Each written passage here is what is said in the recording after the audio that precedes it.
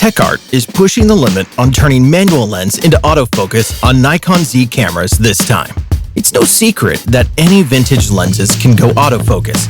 Yet, the second generation of M to Z autofocus adapter from Techart is different.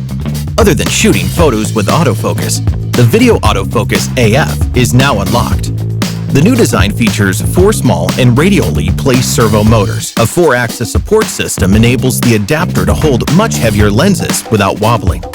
The 4.5mm maximum extension guarantees a good AF speed and lens compatibility. Astonishing focus performance with accurate eye tracking ability. The tracking works very well for both photo and video shooting. Stack additional adapters to autofocus lenses with any mount on your Nikon cameras. Trouble-free firmware update through the included USB dock.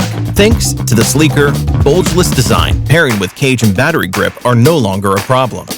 The new Techart M to Z AF adapter is your great partner for shooting photos and videos with your beloved manual lenses. Techart adapter, autofocus anything.